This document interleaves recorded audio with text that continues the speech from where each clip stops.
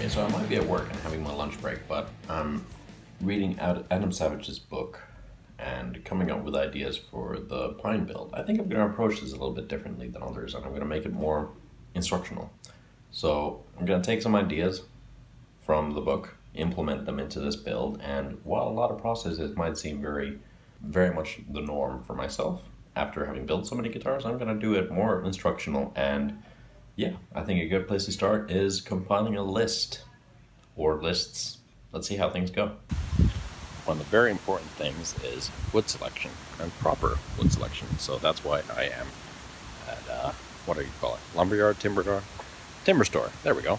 So I'm going to get me some wood. I'm going to try and figure out what's the best they got for this. I think that for all intents and purposes, this will do. So, now that I have my huge piece of lumber, it's time for me to figure out all the measurements. So, pen and measuring tape. So, another thing that I need to really be considerate of is the fact that there are quite a lot of knots. And preferably, I would not want to have the neck be quite so knotty. So, by the looks of it, there's a couple of places where I could make a neck. Probably there is a good piece, and then around the very front. So if I start with that measurement first,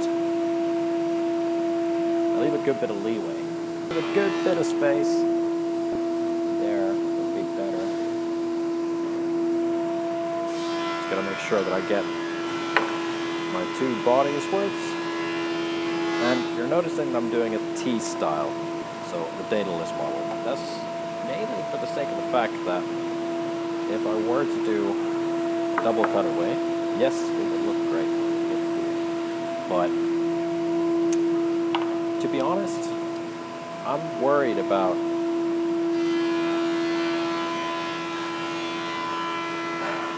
all the little small parts coming off, like the horns chipping and breaking down, everything else like that.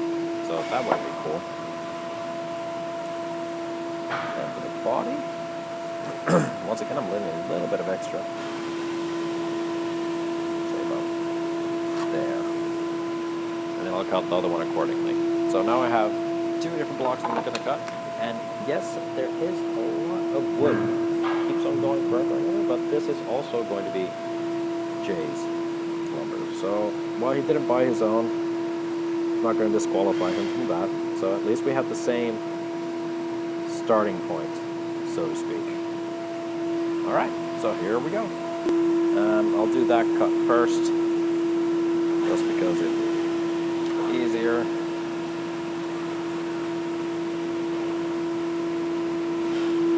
Alright, make sure that I'm square, even though that doesn't matter at all at this point. And here we go.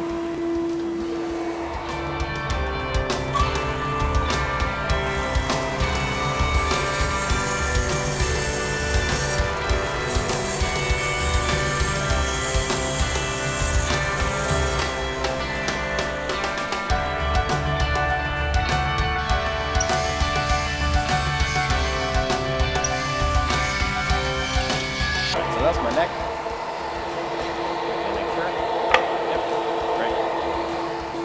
Gonna help Jay out just so much as to cut the neck out, and also because my car doesn't have enough room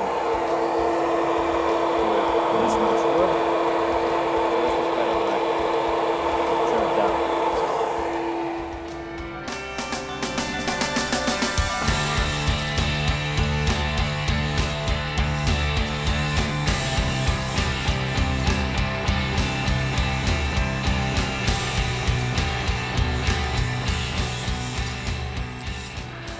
So, next up, planing.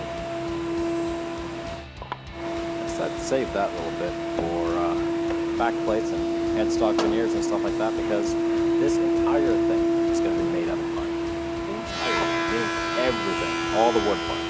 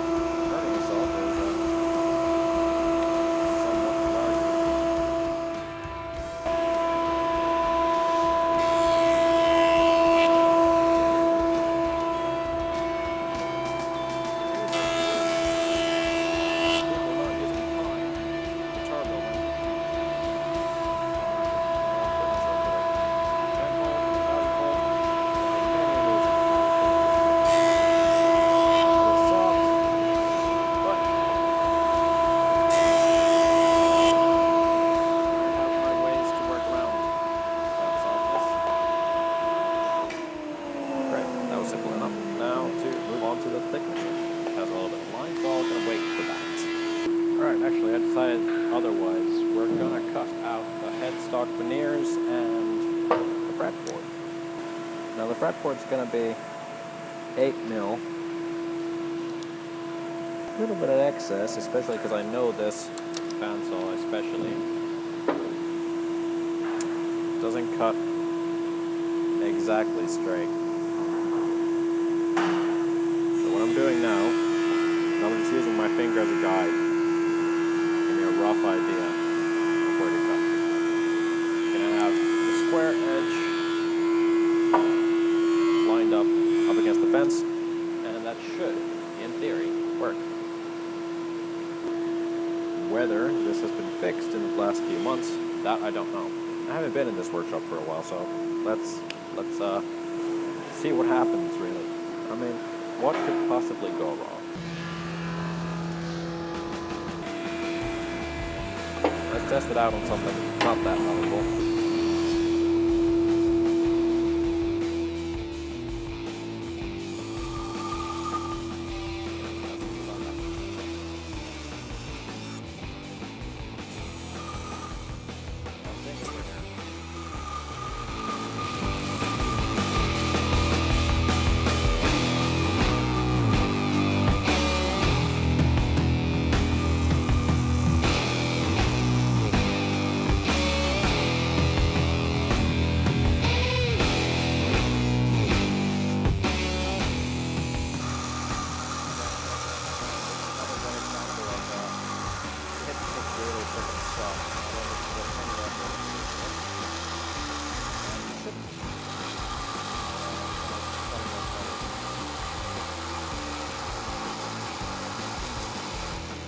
Sound like it.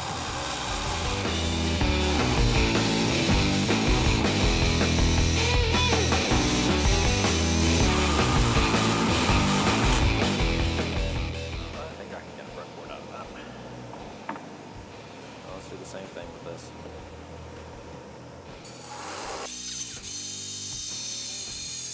Now in theory I should go back, flatten that out. But am I gonna?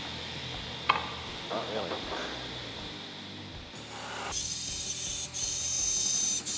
Just don't have options if I screw up somehow. Wait. Moving onwards. Never leave the bandsaw while it's still going. We gotta wait until it finishes moving and then safety first, kids. Okay, so I went back, I flattened this off at the planer. So when I have multi-laminate next, so I'm just gonna actually cut this in half and then cut those two pieces in half as well. And then go on to the thicknesser.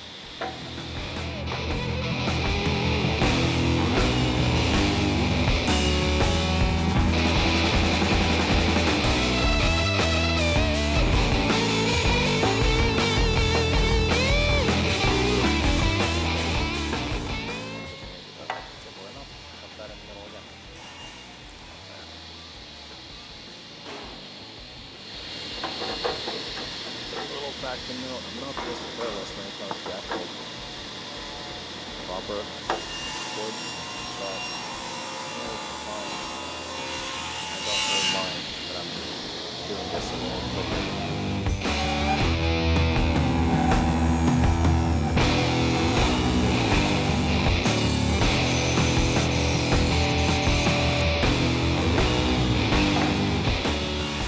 I don't have a flat edge, a square edge with this, so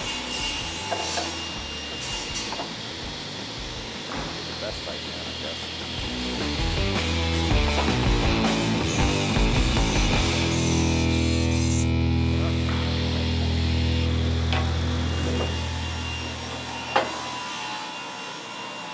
And remember to clean up after yourself. Kind of important, especially if you share a workshop with somebody else, but yeah, it's just good protocol. It makes your life a lot easier to clean up after yourself. On to the thicknesser. Alright, so I have a lot of different thicknesses and widths and everything else that I need to get sorted. One of the first things though is the body blanks. I'll just straighten them out real nice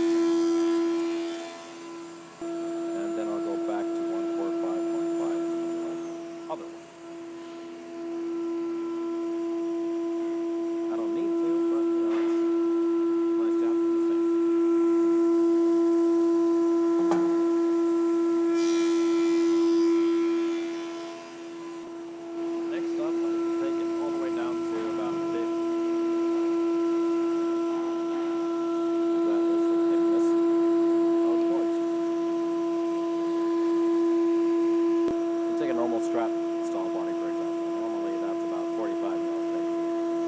I'm going to go for 43. So at this stage, I'm going to get it to 45.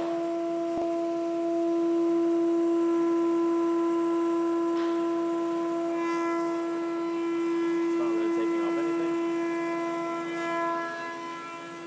but I didn't expect it to. Not the first pass.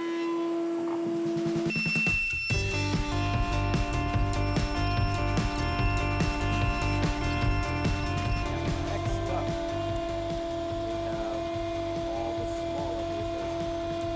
They're about 20, 25-ish.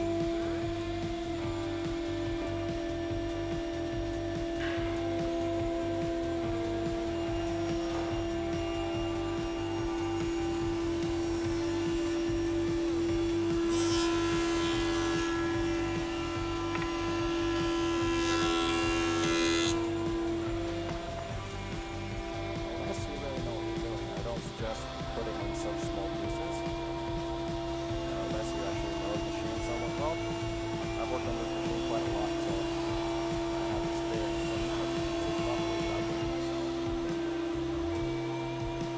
Don't take risks.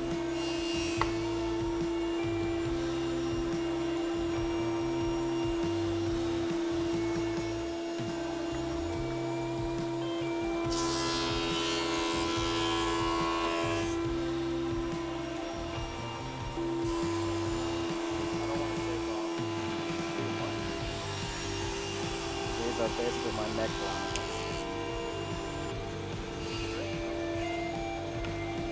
Fortunately, though, I have four. I only need three.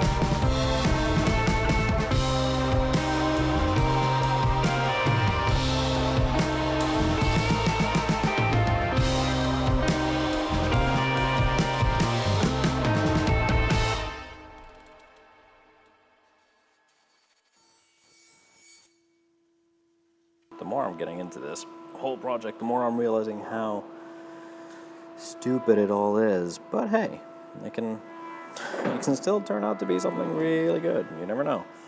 But I don't know. I'm not holding my breath, to be very honest with you. Can only go poorly from here. But yeah, the body's simple enough. Just 2 blocks I need to fit together. But doing multi-laminate necks in the first place, that's always difficult. But when you're working with pine, which is ridiculously soft to begin with, I realized that thin strips tend to bend a hell of a lot. So I need to kind of work around my usual ways of doing things. No matter, I can get it done, but it's just a little bit frustrating having to think about everything threefold before doing it.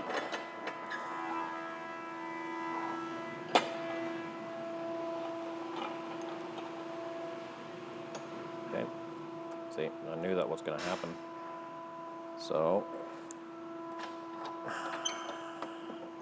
real quick. Usually there's a crap load of clamping calls all over the place, but now I can't find any, which is frustrating. I'll use these for now.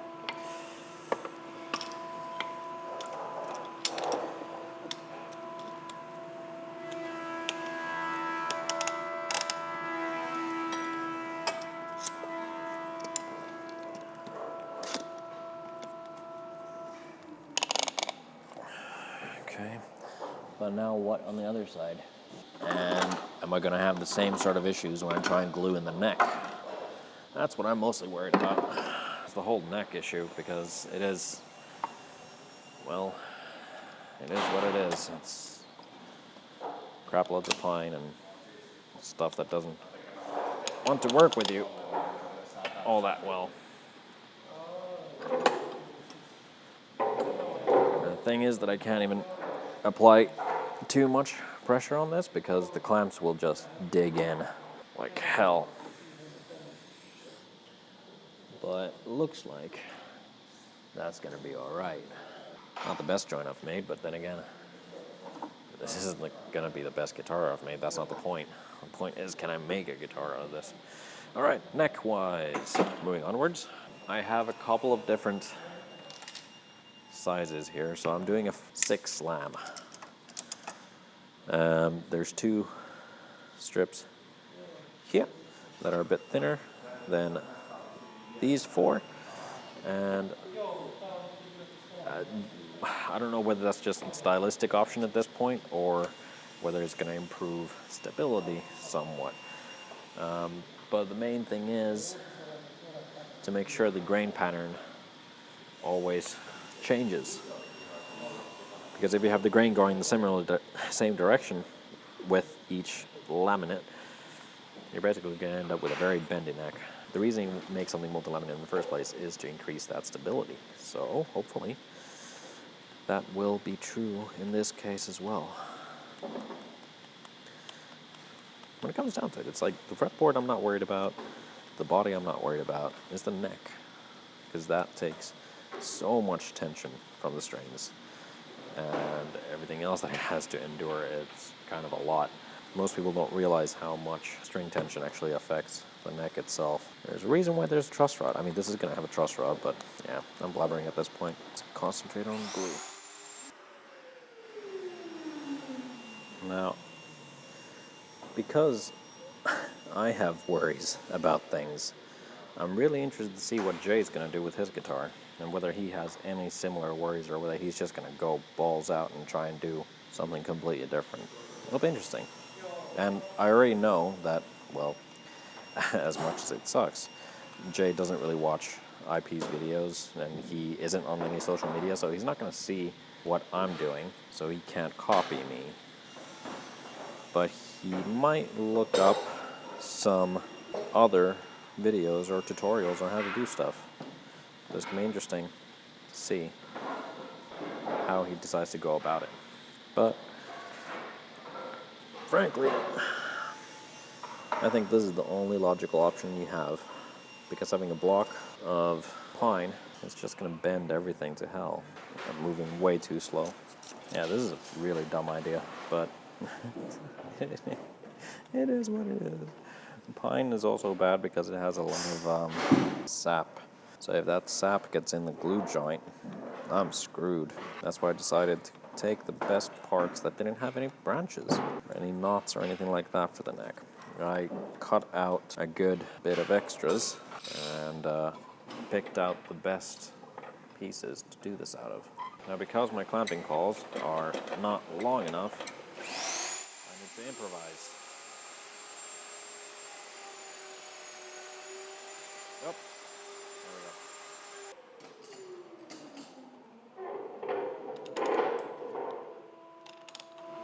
go. Granted, I don't have the best possible clamps for this right now, but I'm making do with what I got.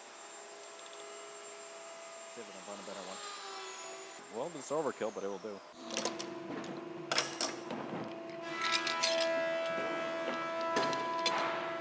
The bad thing is that because it's such a freaking soft material, I can't give it too much pressure, because the clamp will leave marks that will be hard to get out.